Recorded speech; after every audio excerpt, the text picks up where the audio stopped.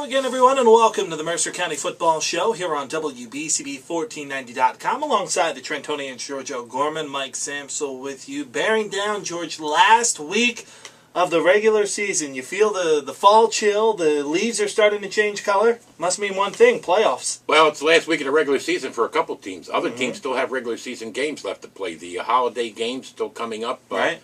You've got Nottingham and at Notre Dame the day after Thanksgiving. At night, I'll be Friday night. You've still got West Windsor Hopewell Valley at Lawrence on Thanksgiving Day. What a game that's going to be. Probably have people out there pitching tents already to get ready for that game. Yeah. And you've also got the traditional Thanksgiving game with Steiner and Hamilton. That'll probably still draw one of the biggest crowds because that's the holiday tradition in Hamilton Township. You start it by going. Actually, a lot of them go to one of the nearby taverns for a breakfast. Instead of tailgating at the field, they go over to whether it be Pete's Steakhouse or one of the other places, and then you head over to the Hamilton Steiner Thanksgiving game. And most of the people don't even really get a chance to watch much of the game because they're always socializing with their friends who they haven't seen in a while. Yeah, absolutely. But, that's kind of become our Thanksgiving Day tradition too, being there. The only teams that really have pretty much playing their final regular season game this weekend would be Heightstown, which is playing Allentown on Friday night. It'll be the final regular season game for the Redbirds. You've also got Princeton playing its regular season finale against Pemberton on Saturday. And Hamilton has the bye this week. And pretty much I'm trying to think that's... Hopewell Valley has its regular season finale. Well, no, it doesn't. Excuse me, because they're playing on Thanksgiving. But they have a huge game on Saturday at noon over at Nottingham. So there's still a couple of titles to be decided in the West Jersey Football League. Rob Radis and his Lawrence Cardinals rolling high, and they head into Willingboro on Friday night with a chance to possibly lock up their division in the West Jersey Football League. And that's a great season, great turnaround for the Cardinals. Yeah, it certainly is. They're 7-0 on the season, 4-0 in the Patriot Division. They lead the way in the Patriot Division. The only one that could knock them off is Burlington Township, who's 5-2 and 3-1 in the division. As for things in the Valley Division, they will be decided on Saturday afternoon, as it will be Hopewell Valley taking on Nottingham. Hopewell Valley is 4-0. Nottingham is 3-1 in the Valley. That should be a great one, and we'll have it for you on the WBCB Sports Network. In the Liberty Division...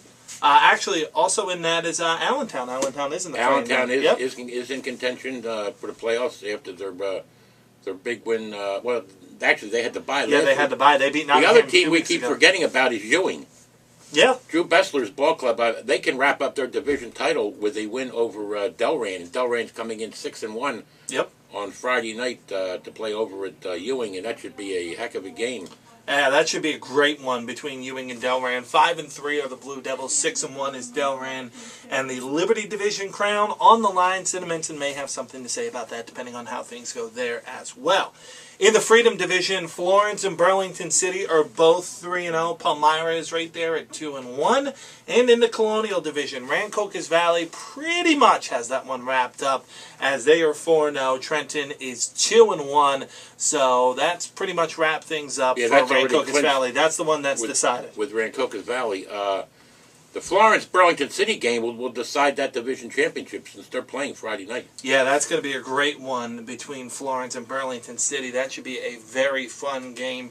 We have a busy slate of games for you on the WBCB Sports Network this week.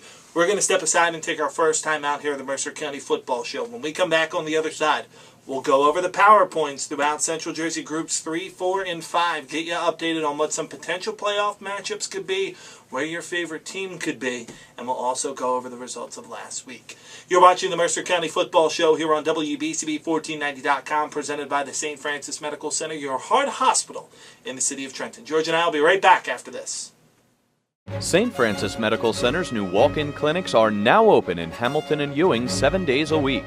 Now, when that unexpected cold or flu pops up and you can't get an appointment with your doctor for 2 or 3 days, you can visit St. Francis Medical Center's walk-in clinics in the Hamilton ShopRite on Route 33 or the Ewing ShopRite on North Olden Avenue. These new walk-in centers are manned by a nurse practitioner or a physician's assistant, and they can give you a prescription when you need it most. They even provide immunizations and physicals, and most health insurance is accepted. No insurance? No problem. Visits cost as little as $49. Appointments aren't necessary, and most of the time there's no wait. St. Francis Medical Center's walk-in clinics, now open in the Hamilton ShopRite on Route 33 and the Ewing ShopRite on North Olden Avenue, Monday through Friday 8 a.m. till 8 p.m., Saturdays and Sundays from 9 a.m. till 3.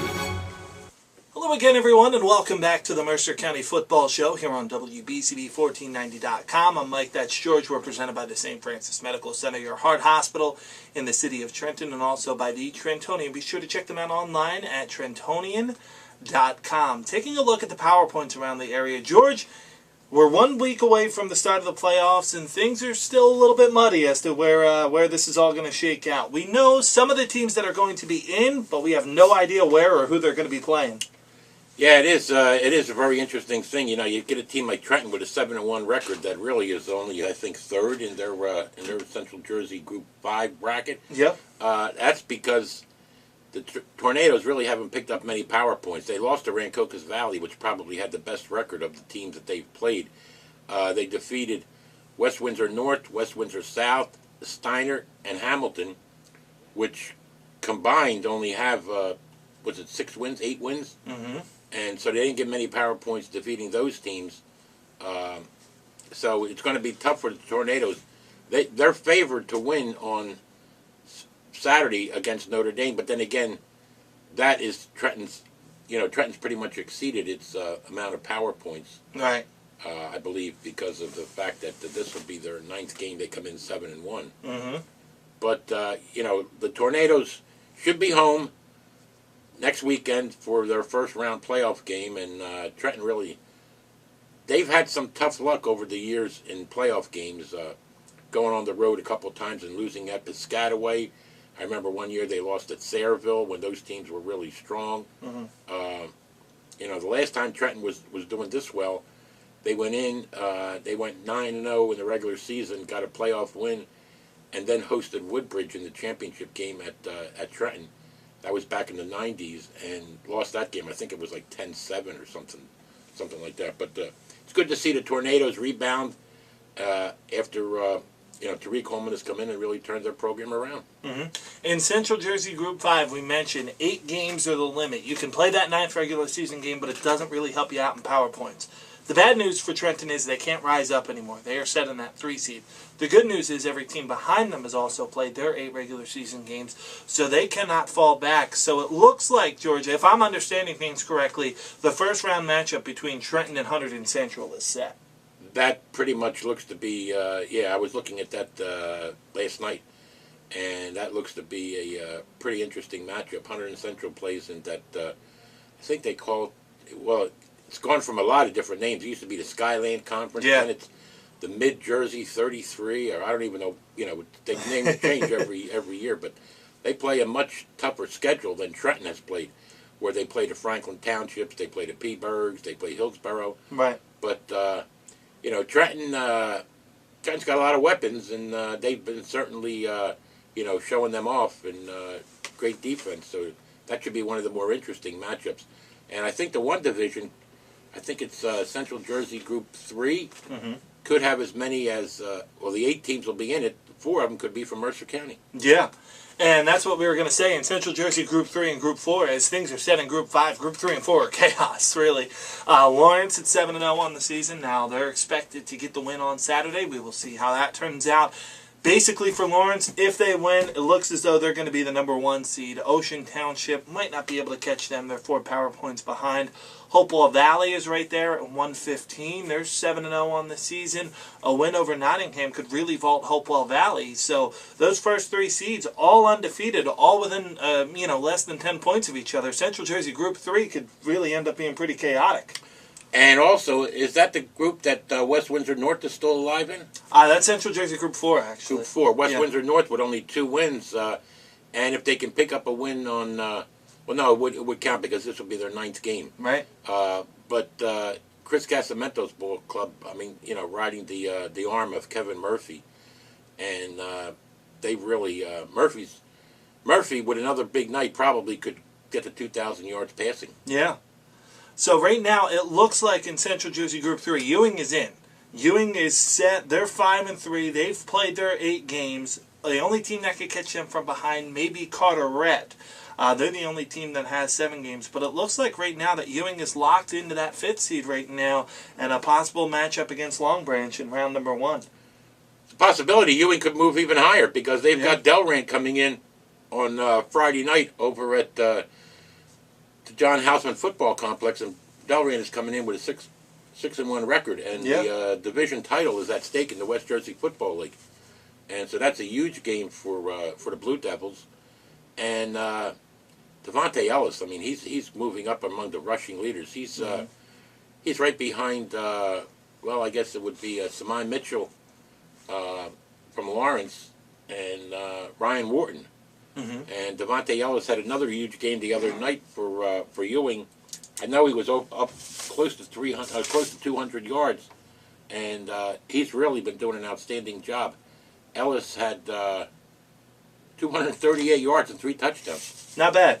That's not a bad day. He's done an outstanding job, and Drew Bessler and his Blue Devils. Noticed the other day Drew was saying at the TD Club last week that he credits a lot of that to his offensive coordinator, his teammate at Notre Dame, Dan Chapega, who's really come in and done an outstanding job. And Drew in his 2nd year at over at Ewing, and I think they had one win or 2 wins last year for Ewing, but Drew Bessler has really got that program, got a football revival at Ewing. And I know he had mentioned that in the previous years that he had been an assistant there.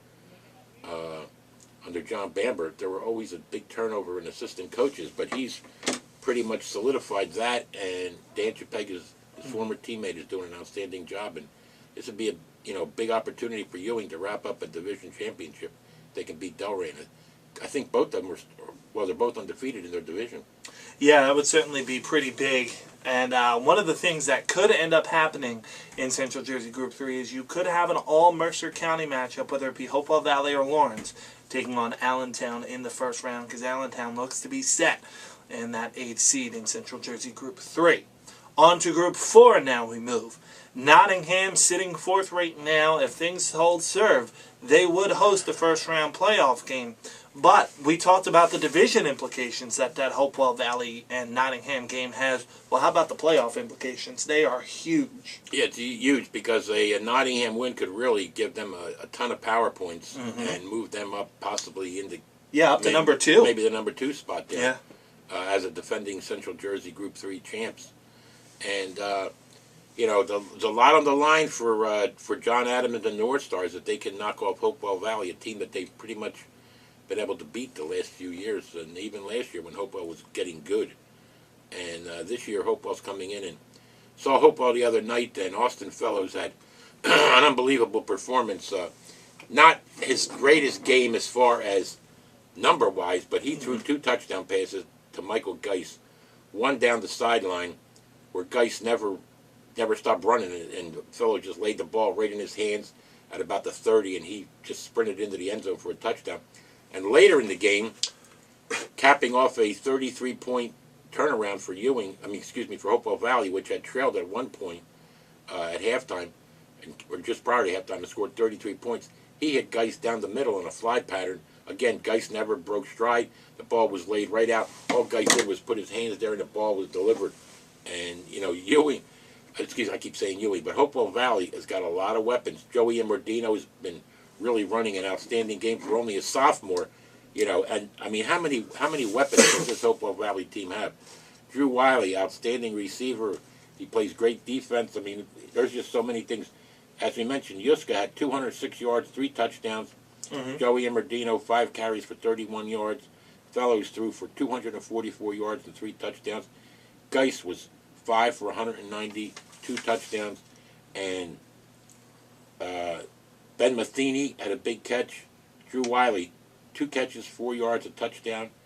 And, I mean, there's just a lot of weapons that Dave Caldwell's got there. And I'll tell you what, Todd Smith has really done an outstanding job. And Dave has said plenty of times this season that was the final piece that they needed, was to get an offense. You know, they brought in, as soon as Todd Smith resigned over at the West Windsor South, I know Dave was on the phone calling and says, look, you got to come with us because we need, you know, the last couple of years, Hopewell would have gotten into the playoffs, but they missed out by a few points because their offense was a little bit lacking. Sure. Yeah. They brought Todd Smith in, and as he did with Brian Schoenauer last year, I mean, he did an outstanding job in converting this Hopewell offense into one of the best in Central Jersey. Yeah, absolutely. They've been very good. They're very dangerous. It's going to be a great game coming up on Saturday afternoon. For West Windsor Plainsboro North, the North Knights, it's simple. Beat your biggest rival, you make the playoffs. Yeah, and that's amazing that a team with 3 wins could get into the playoffs. But then again, you know, you got to give Chris Casamento's club a lot of credit. I mean, they opened up, you know, I mean, it was brutal, their schedule. They opened up playing Rancocas Valley on the road, playing Hopewell at Hopewell Valley on the road, and then playing Trenton on the road. All 3 of them were undefeated. And they got that first win a couple of weeks ago when they knocked off Hightstown. And then they came back last week with a big performance against Hamilton. And, you know, West Windsor South isn't that bad of a ball club. No. They just had a tough schedule, too.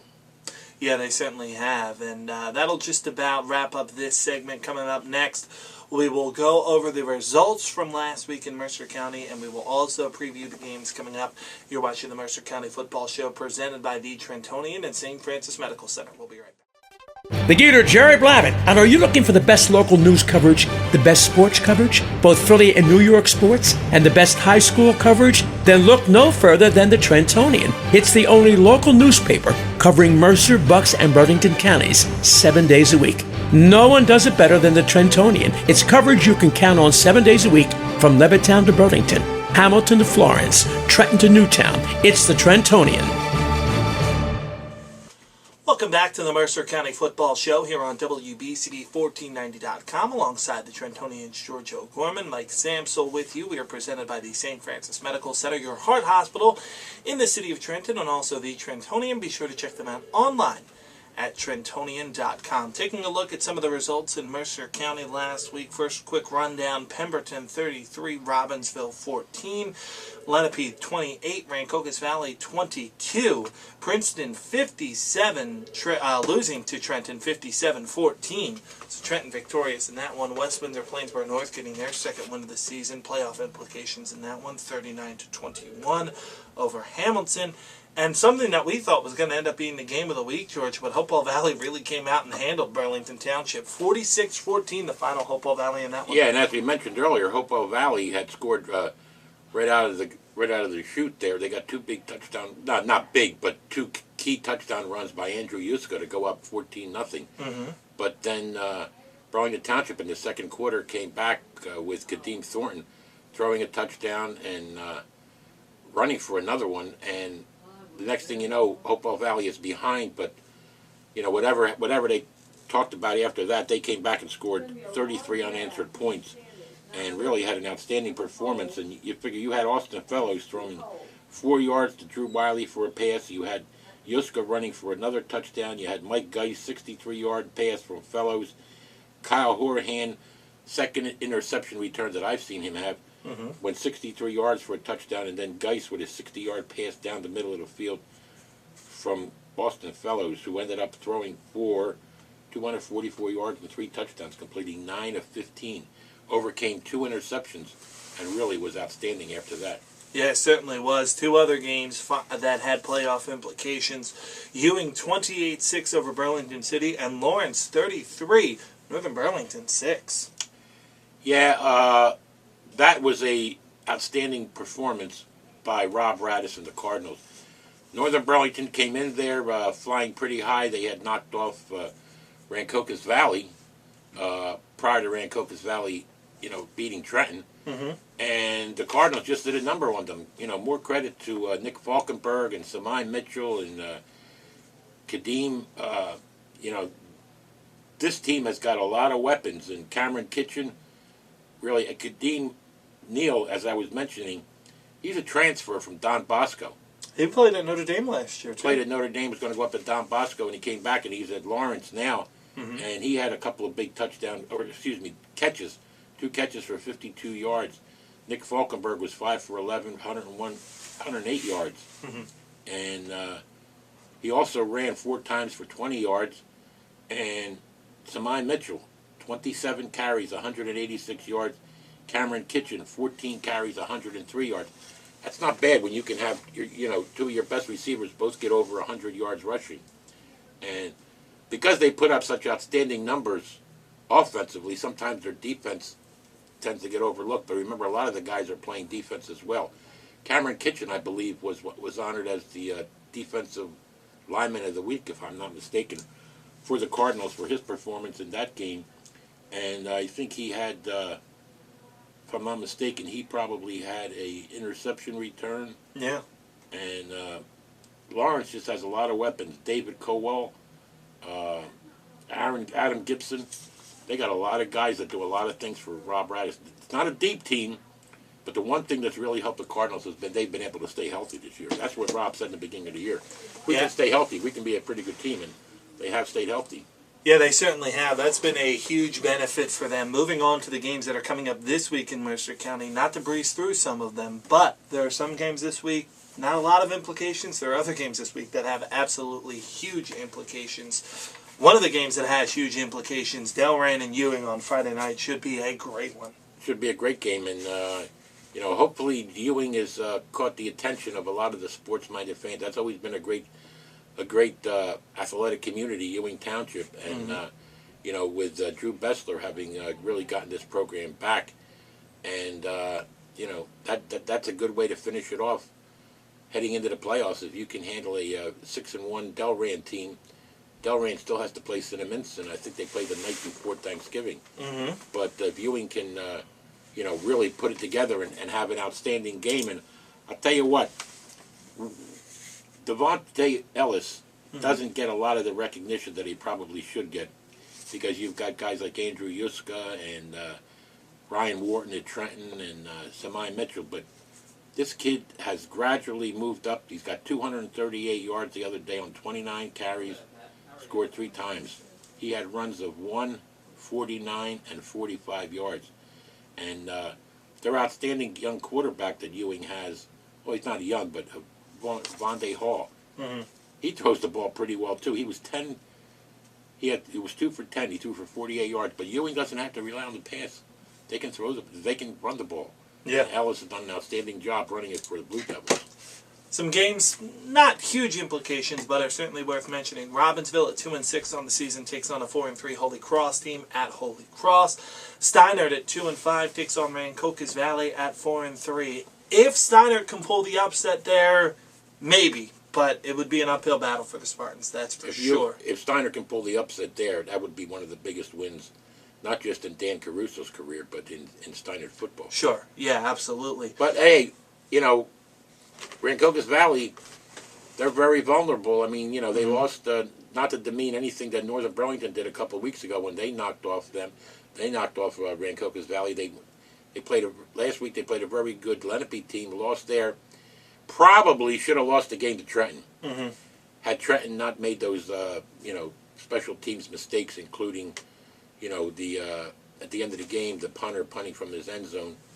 Should have been 14 yards back, according to what Coach Tariq Holman said. He was only 10 yards back, and the ball, he kicked it right into the back of his blocker, and RV recovered in the end zone. Trenton drove for a touchdown earlier and went for the tie, and I'll tell you what, there are some people that were down by the end zone who said that, Tremaine Nieves got in, but he got turned away by about a couple of inches, and that left Trenton 2 points behind. Yeah.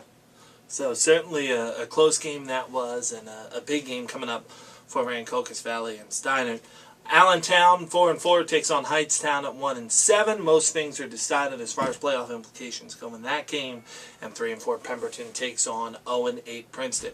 Now, George, the main courses of the weekend, if you will. There are a couple great ones we mentioned. Notre Dame 4-3, Trenton 7-1. Huge implications for both teams. Very huge. Trenton's into the playoffs since this will be their 9th game, and well, really, I think the way it works under this new scheme that the NJSA has come up with for playoff, you eliminate. I think they're only getting power points on the top 7 teams you play. I don't know. I don't even worry about it right now because it's too much. Notre Dame, if Notre Dame can possibly pull the upset, they could possibly move out of the 8th position. Yeah. In their non-public Group 5, whatever, Group 4, whatever it is, and avoid a first-round matchup with the top seed there, which would be St. Peter's Prep of Jersey City. But that's a lot to ask for, especially because Rob McCoven was hurt. Yeah. And really hasn't... the bye last week for the Irish may have come at a key time to help McCoven get a little bit recovery, but I don't know how the seriousness of that injury is. Right. And Trenton, Trenton's just got so many weapons. Andrew Holt, who doesn't get a lot of carries and a lot of notoriety in the backfield for the Tornadoes, he's doing an outstanding job. Javon Clark, he's got the excellent speed. Ryan Wharton, all he needs is a little crease, and he's gone. And then the power back with Jermaine Nieves, and Brandon Scott can throw the ball too. Yeah, he certainly can. A lot of weapons for the Tornadoes. West Windsor-Plainsboro North, West Windsor-Plainsboro South. Implications in this game for West Windsor-Plainsboro North because, as we said, win and you're in. Lawrence 7-0 at 2-5 Willingboro. Big game for the Cardinals. You win that game, you wrap up number 1 seed in Central Jersey Group 3. And going on the road down into Burlington County at Willingboro isn't going to be tough. Isn't going to be easy. Willingboro, despite their losing record, took Cinnaminson into overtime last week. So, but the Cardinals really haven't shown any lapses this year. I mean, they've been pretty much steamrolling everybody that they've had to do it against, and there's been no let-up in sight for Rob Radis and the Cardinals. No, certainly not. Worth mentioning, 2-6 Hamilton on the bye. Their season is complete up until Thanksgiving. And the main event of the weekend, 7-0 Hopewell Valley at 5-2 Nottingham. Nottingham coming off a huge letdown performance against Allentown. The North Stars are going to be fired up. Big-time playoff implications, division implications, everything you can ask for in a football game. Well, that depends on how you use the word letdown. Yeah. I mean, Nottingham is okay. Nottingham's a good ball club, don't get me wrong. They've got a number of injuries that have hurt them. Mm-hmm. But give credit to Jay Graber and the Allentown Redbirds. Oh, sure. I mean, they have done an outstanding job this year. That was a brutal schedule that they had to play. They used 5 quarterbacks in that game against Nottingham in the first quarter. I mean, they're an outstanding ball club. And more credit to Jay Graber and what he's been able to do with that, Redbirds offense and the defense. And as they said earlier in the season, they did graduate a lot of people last year, including Nick Palladino, the all-area quarterback. Mm-hmm. But they don't want to make it seem like this was a rebuilding year. They feel that they can just reload and continue on. And remember, they had those tough games right in a row where they had to play at Hopewell Valley, lost on 2 late touchdowns, well, actually 2 second-half touchdowns to the Bulldogs, came back the next week to play Trenton, and they were in the Trenton game until the 4th quarter. Mm-hmm. And then they lost that overtime game to Holy Cross. Yeah. I mean, that was a brutal schedule right in the middle there for Jay Graber and the Redbirds, but they have rebounded well and got that big win over Nottingham, and, hey, more power to them. I mean, they had never been to the playoffs until a couple of years ago. They hosted the first game, and they got beat in overtime by Neptune, and then the following year they won their first game and then lost to Neptune again. Mm-hmm.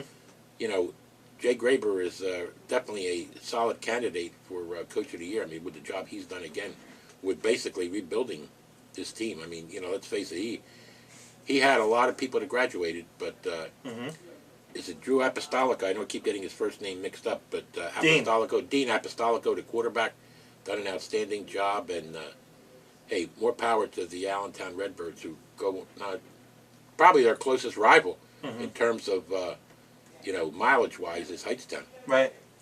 So, yeah, those should be a great slate of games coming up this weekend. We mentioned Allentown taking on Hightstown as well. for Hopewell Valley and Nottingham. Check out our website, WBCB1490.com. That game will be on the air. Dan Wing will have all the play-by-play for you. George O'Gorman and Matt Miro will be over at Trenton and Notre Dame. That one will be on 107.7 The Bronx. For more updates on our broadcast schedule, where the games are, where you can check out all the playoff games, everything like that, go to our website, WBCB1490.com, or follow us on Twitter, twitter.com at WBCB Sports. George, before we get out of here, I have one last question for you. Beans are coming up on the end of the regular season. Who are some of the favorites for Mercer County Player of the Year this year? I know certainly the vote's coming up. I'll tell you what, there are some, you figure 3 of the most successful teams have been Trenton, Hopewell Valley, and Lawrence. I mean, you can take your choice among some outstanding players on each of those teams. Trenton with Ryan Wharton, I mean, he just continues to pile up the yardage.